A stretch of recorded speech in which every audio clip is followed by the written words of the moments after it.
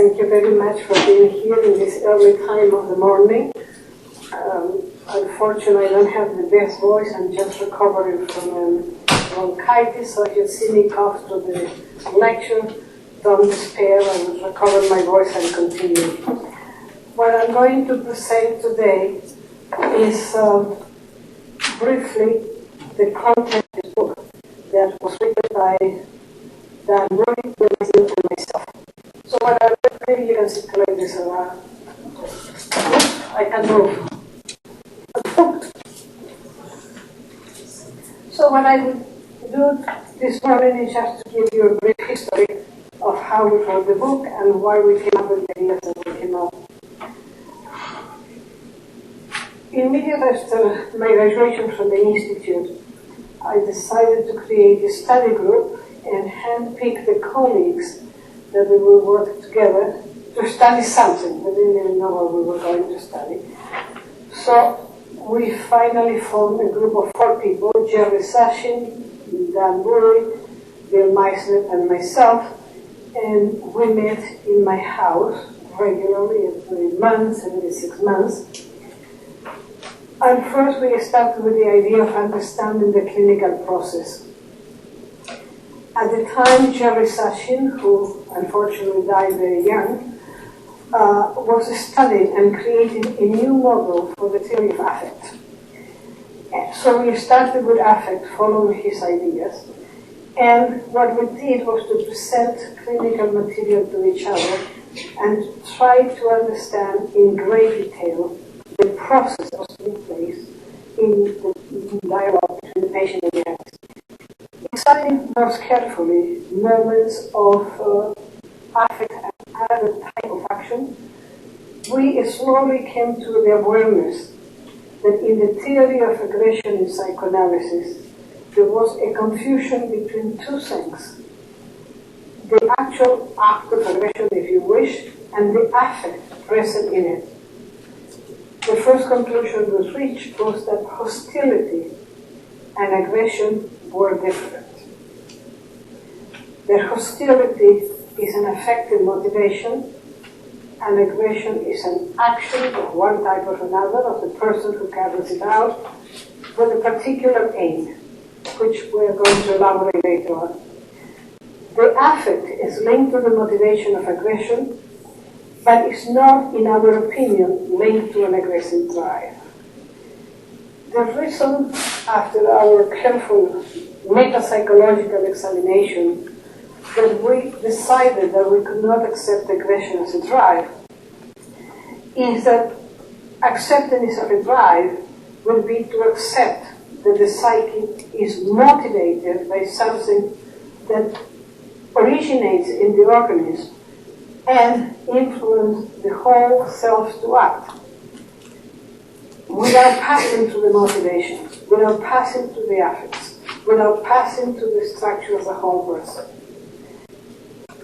If we go to the very early Freud, the first example that he has of aggression is present in the 3 essays of sexuality. And in there, aggression fulfills a positive aim.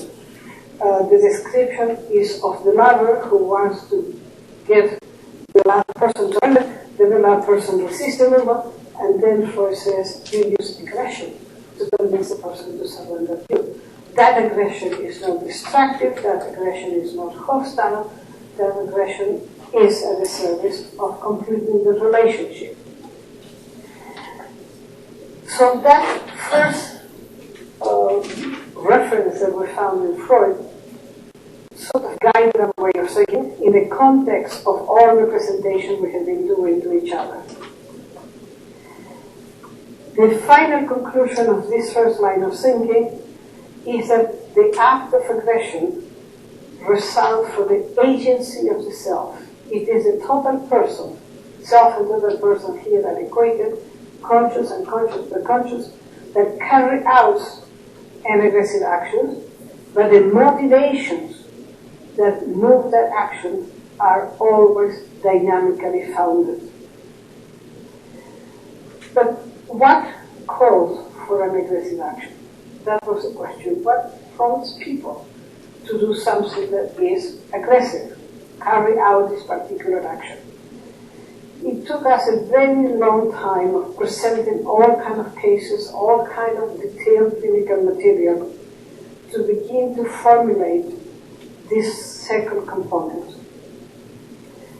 And that is that aggression as a carry-out action is always at the service of overcoming an obstacle that interferes with an intended action. That fits with the first description that Freud made in the 3 essays on sexuality.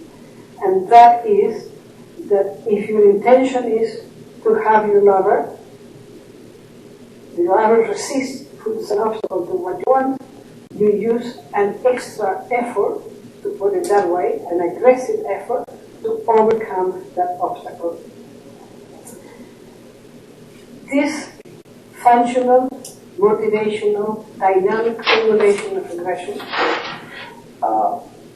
finds a correspondence in a summary that Anna Freud made in 1971 in Vienna, when we had a congress, an international congress, exclusively on the subject of aggression.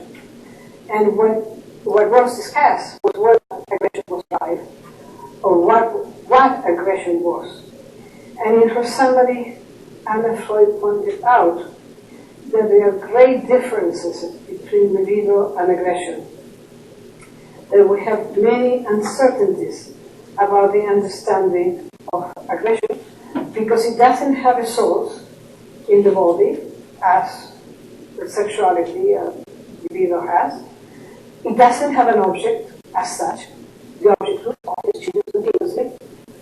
And in the classical theory, doesn't have a specific aim.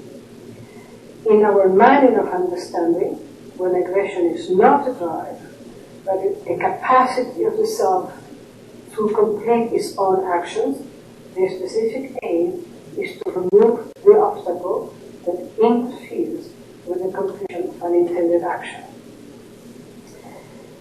This manner of understanding aggression is different from all the present theories on the subject. I'm going to go fast over this. There are people who consider aggression and destructiveness as both identical, Harman, Welder, and Kemper. There are others who see as reaction to frustration of unpleasure, as Stone, Glassett, Terence, McDevitt, and Stein. Reaction to the pain and suffering resulting from maternal inability to satisfy needs, and in that group we have Spitz, Fairbairn, Gunther, and Winnicott. As a reaction to narcissistic frustration, and the two main proponents are Robin and Heinz Kohut. And its response to the real needs, Terence and Lichtenberg. Now, there is no common denominator among all these theories. However, if we have our point of view there, we could find in all of them the description that we have. And that is, in each one of these cases, the motivation is to overcome the obstacle that interferes with the completion of a particular psychic action. In the classical Freudian theory, rage, hate, revenge, hostility, and destructiveness are synonymous with aggression. For us, we make a very clear distinction between them. All these, rage, hate, envy, revenge, hostility, destructiveness, are motivational affects that bring the person to desire something, but the aggression that may be concomitant with them has as its final motivation the completion of an intended action, whatever that action might be.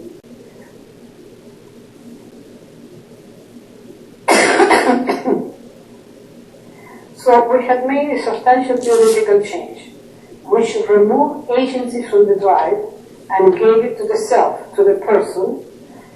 We separated the motives to carry out an action from the aggression that may be required to bring it to completion. The aggressive drive in Freudian theory is not only motivational, but causative.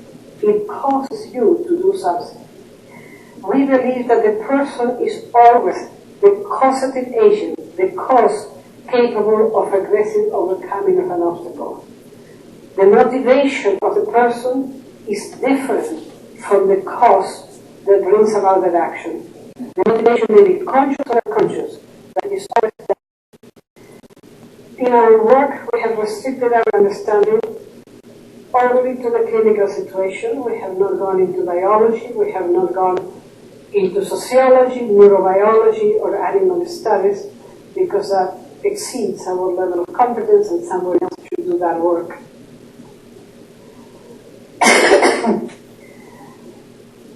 This theory, in our manner of thinking, and particularly in our progressive manner of changing how we understood clinical material, the clinical significance of this pattern is important. It changes the mode of listening and interpreting of the analyst, the data, and particularly the understanding of the dynamic motivations in the people who witnesses aggressive action.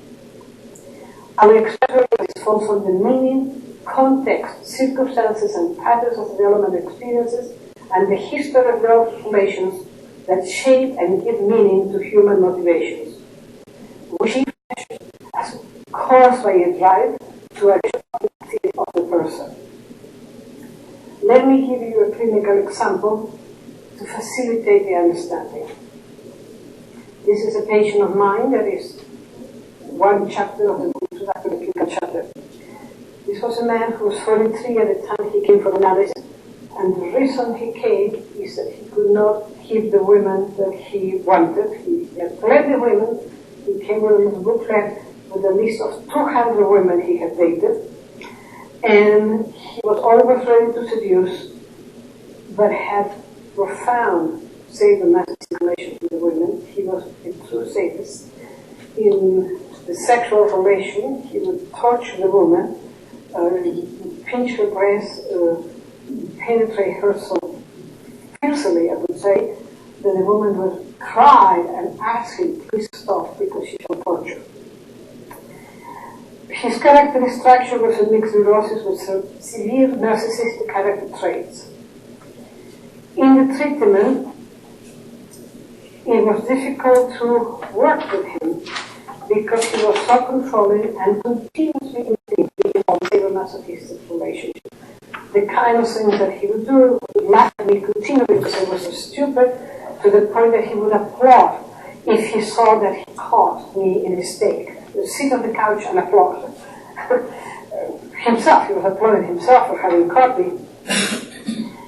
Given this, and in the context of what we were doing, I decided to restrict my clinical work with him to help him first become conscious of what was happening with him, and to have very few interpretations and helpful interpretations rather than to give them to him. With the intentions of allowing him to have, as Freud suggested, a full display of his narcissism in terms of me, including his sadistic behavior, which he did, because in the second year of treatment he was continuously describing and announcing that he was going to rape me in the office, and he would describe this with great detail. In that situation, my intention was to help him explore the affective motivations of what he wanted to do. The turning point was when he had described a moment of raping me, that I said to him, going back to the motivations, now that you have raped me, he had enough to understand what I was saying, it was an imaginary rape, what has he done for you? I heard this. He looked at himself and went for reflection. And what we did through the analysis is to explore most carefully the affects that motivated him to carry out his sadistic actions that were not present only in sexual acts, but in his entire life. He's always fighting with someone. What began to emerge in the analysis is that he felt that he was unlovable and that no one could love him, and that he could not obtain anyone. He couldn't manage to obtain that anyone would be truly interested in him.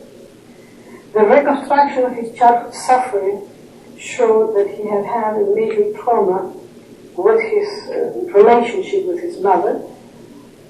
Apparently the first years were not that bad, but the mother was Jewish and she had lost all her family in the Holocaust, and when he was around 4 or 5, the whole story of the Holocaust came true. She had lost her entire family when she moved to another country, and she could only spend her days listening to the radio to see if someone had survived. So it was a massive withdrawal of her attention of him at that point. She had also been ill throughout her life. She was 17, and there was an intense physical involvement between them. He would be like a little nurse to her. In the process of analysis, through this careful, very detailed examination of what he wanted to do to me, and how he was treating me, and how he was feeling himself in relationship to me, he came to see that he did not have to force me to listen. That forcing was critical to understand his entire sadistic behavior, because he was convinced that the only way he could get anyone's attention was through forcing them. And it was that forcing that became all his aggressive actions. But the motivation of that forcing was narcissistic ethical. Please pay attention to me. Look at me, attend to me, recognize me. In the course of the analysis, he recognized that he did not have to force me to listen to him, that I was listening to him of my own volition and accord. And then he realized what he had been doing all his life, that his sadistic relation to women, particularly in the sexual act, was a repetition of very intense sadomasochistic involvement with his own mother, in which he had done the same thing. He wanted to force her to pay attention to him and to recognize him and to be emotionally involved with him. And each time that he did this with women was a perfect victory, because he knew he had forced the woman to breathe with him and therefore to look at him. And then, in the end, he did not believe that it meant anything, because the woman did it because she was forced. Otherwise, she would not have done it. So it was a sadomasochistic enactment that forced her to give him what he wanted, but it didn't mean anything, because it was not of her own volition. And that is what changed in the analysis. He was able to see, feel, understand that it was possible. Let me read some of the phrases that he said at the end to give you a flavor of the changes that took place in him. He had to mourn his losses, and he said, "If I accept that I lost my mother and she lost me, I can be free. Then I can love a woman." He reconstructed his cerebral struggle. "My mother did not belong to me. She betrayed me sexually. She betrayed me as a child because I could not go to her with the problem. We had no language between us. I had no right to speak. Mother's rejection was compounded by mine and her disrespect. I felt the impact of the rejection. My capacity to kill people, the people I love, scares me. I did wish to murder her. We were like sheep in the night." This discovery followed his explicit acknowledgement that he had been persistently disrespectful to the analyst, while the analyst had kept a stance of personal and analytic respect.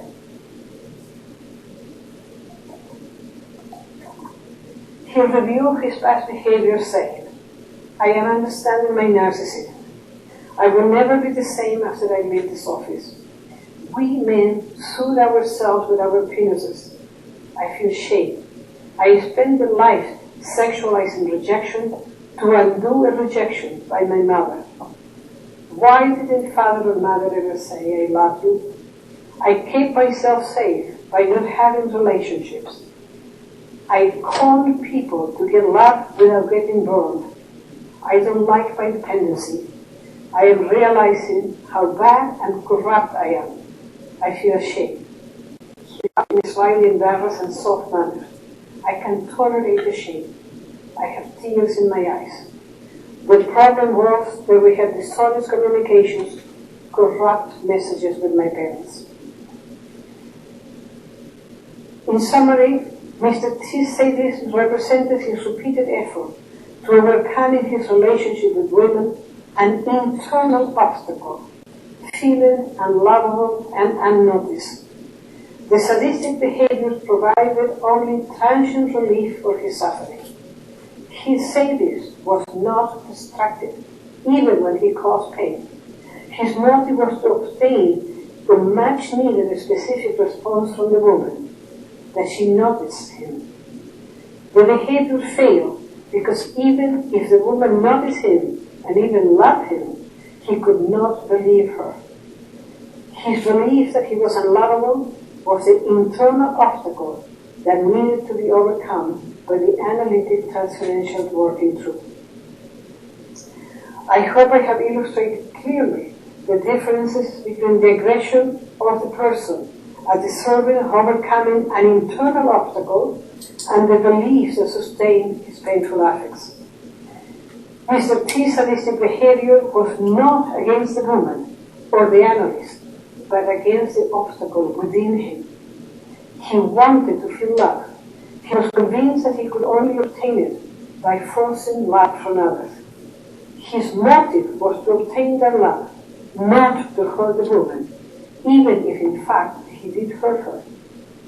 The spontaneous disappearance of his sadism after he experienced himself as lovable in analysis strongly supports this interpretation. Now, what technical considerations can we derive from this manner of thinking?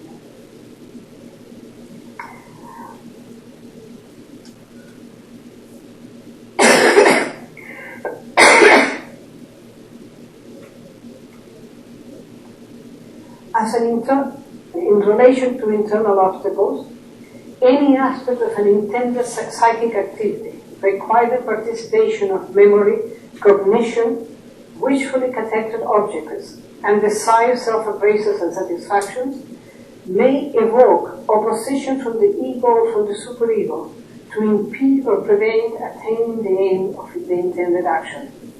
Such opposition itself can act as a stimulus capable of evoking intrapsychic aggression, notice what I'm saying, intrapsychic aggression to overcome the obstacle. If the self finds a way of making the intended action acceptable by employing defenses that bypass the ego's opposition, such as sublimation, or other defenses that mobilize the extra effort to overcome the ego or superego's opposition, the activity of the self will be able to reach its aim.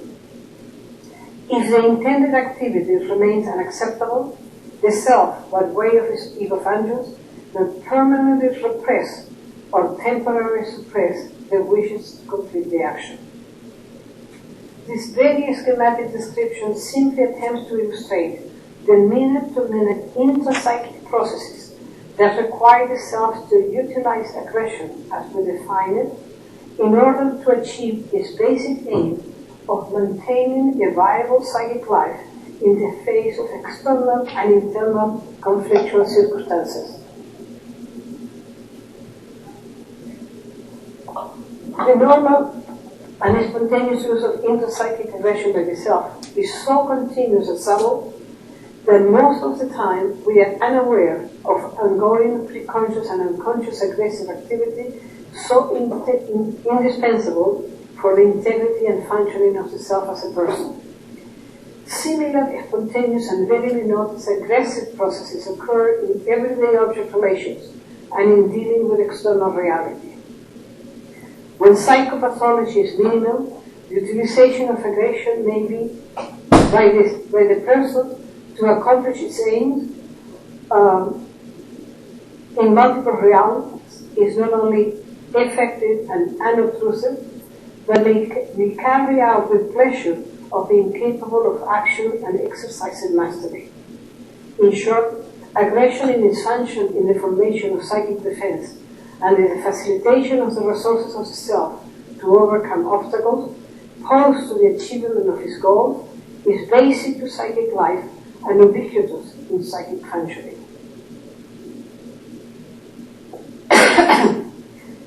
What are the consequences for the therapeutic process?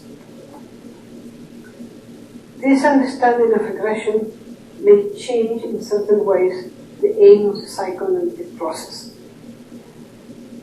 In our manner of thinking, the treatment is a process of transformation, as a transformational process from modification of feelings and relational stances to transformation of desires and construction of reality with others must be processed to the self as the organizing agent of all experiences, as well as the master of using his own aggressive potential to overcome obstacles to his integrity and his intentions. Pathology also starts with to extend internal obstacles to the self-task of keeping development and relational needs and desires adequately satisfied. Pathology reflects the persistence of obstacles integrated in unconsciously disguised forms in beliefs, fantasies, convictions, compulsive actions, acting out, somatizations, pathological relations, and other symptomatic manifestations, revealing that the self has failed to achieve some of its intended goals. The analytic task consists in inviting and assisting such a believer, self, or person to carry out an autonomous explorations of motives to assume responsibility for its obscure participation in the unwanted pathology in order to progressively and effectively overcome the persistent obstacles to satisfactory psychic functioning and effectiveness. During analytic work, we focus exclusively on the clinical material brought to light by the analytic process. We attempt to find the meanings, context, conditions, genetic and present determinants, and the transferential and non-transferential motives and conditions that will make understandable why the patient acts and reacts in the manner he does. We do not appeal to any metapsychological drive explanation. We attempt only to make sense of the unique dynamic organization of the patient actions and experiences. Our experience shows that aggressive behaviors disappears as soon as the unconscious obstacle to fulfillment of needs that call for pathological and inefficient means to overcome them are removed through the work of analysis. When Mr. T relinquished his conviction that no woman would respond to him, when he experienced himself as listened to, understood, and accepted in analysis, and made sense of his wish to force women to respond to him, he no longer had any use for his sadistic behaviors. He could then accept himself as himself, that obviating his need to force an external object to accept him. How does this theory affect the analyst's task? The analyst endeavors to accomplish a series of tasks in dealing with the assumed obstacles.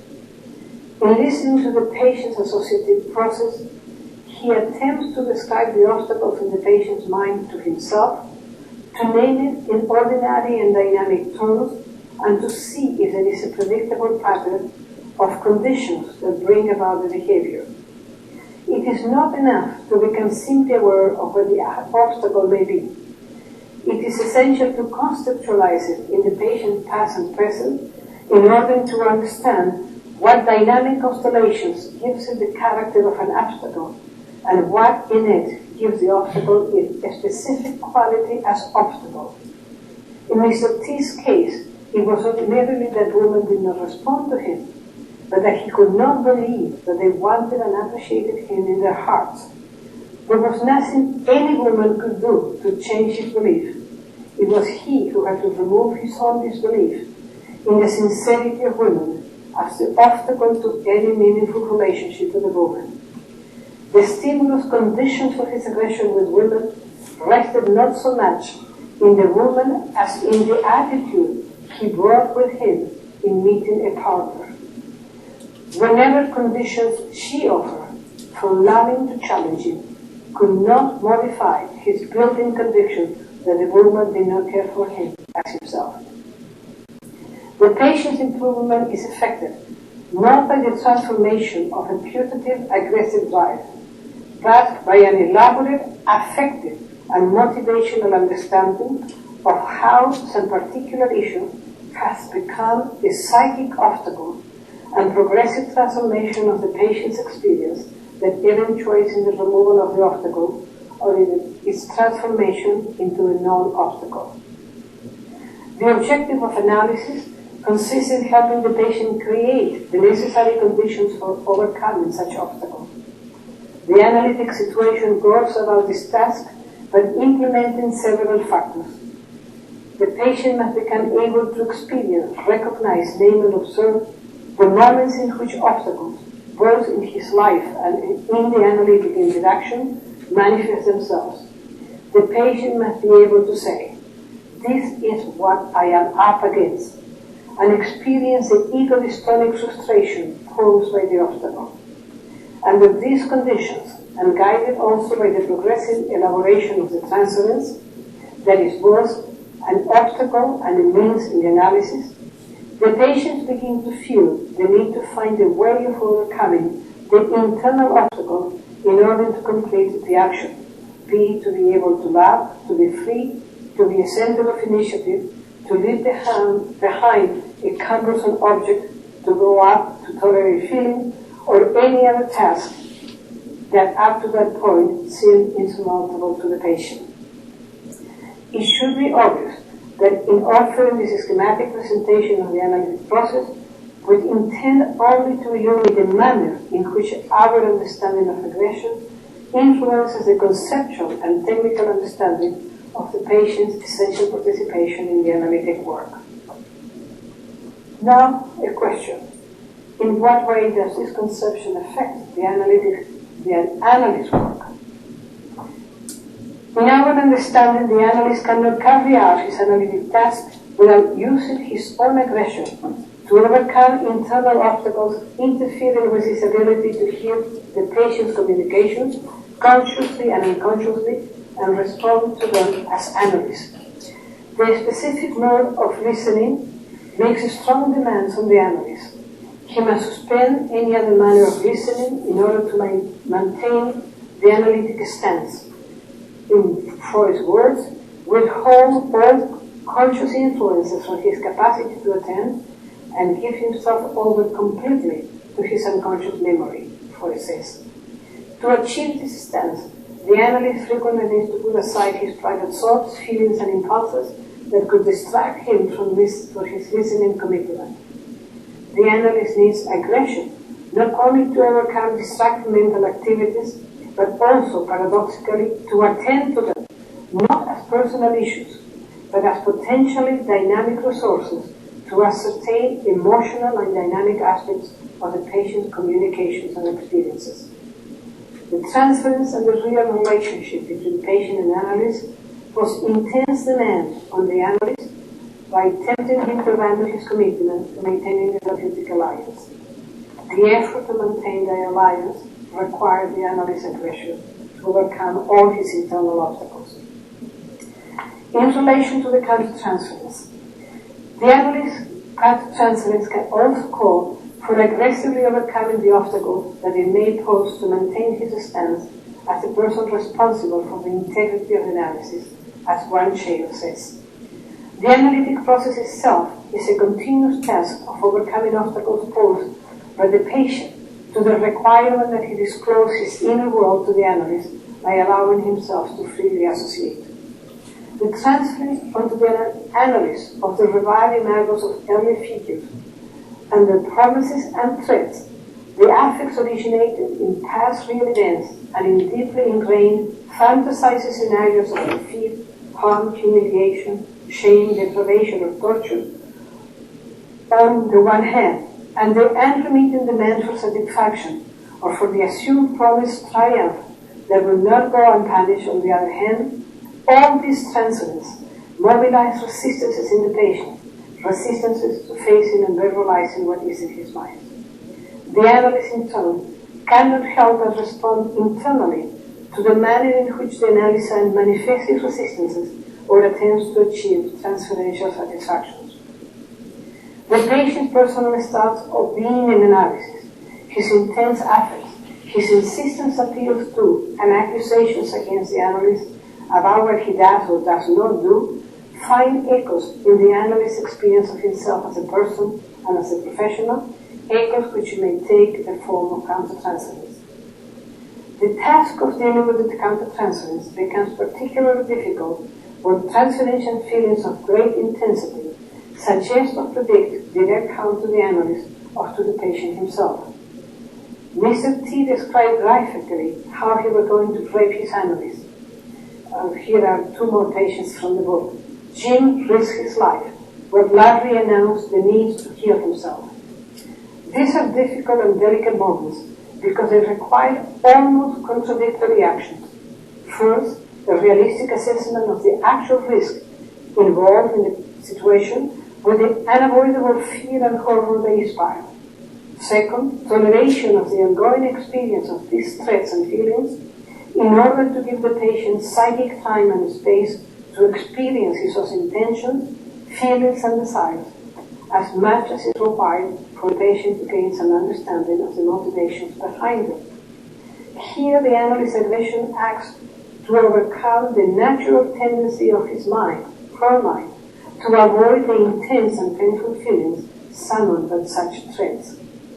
This exercise of the analyst's own intrapsychic aggression makes it possible to tolerate the threatening experience and avoid any action other than the continued effort to find dynamic motives in the patient menaces.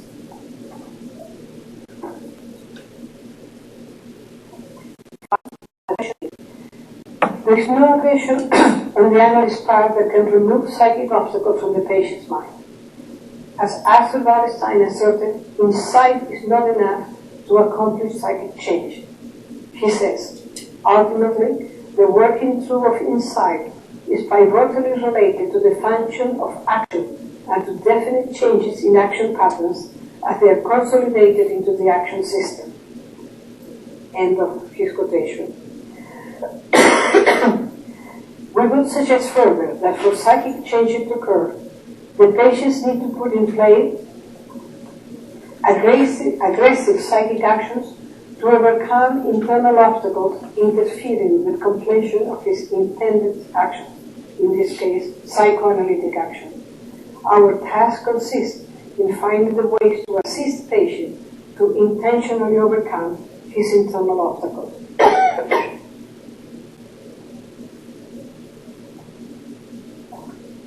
Intentional behavior seeking to gain an objective, to reach a goal, to perform an action, is dependent upon eliciting conditions on the external or internal environment.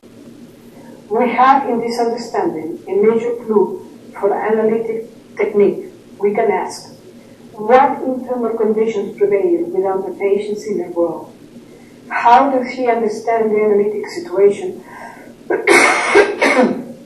at this moment as a condition for his feelings and intentions? Sorry.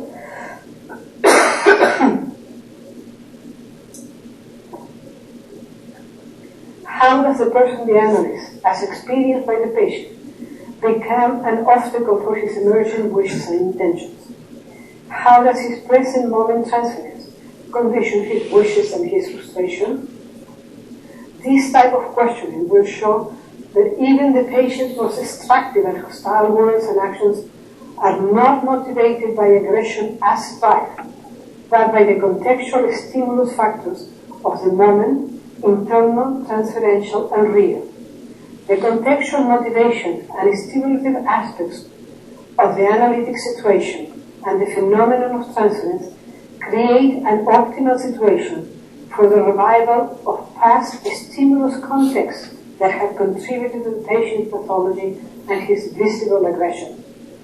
The revival makes it possible to gain understanding of those past contexts now in the exchanges and experiences with the analyst. Our technical approach makes the analyst an assistant to the patient during the analytic process. The analysand is the main actor and the person, ultimately autonomous and responsible, who is able to take charge of his or her life and future self-analysis. The aggression necessary to carry out this transformative process, directed to and involved in overcoming internal obstacles to achievement of essential psychical aims, is a fundamental requisite for a successful analysis. Thank you.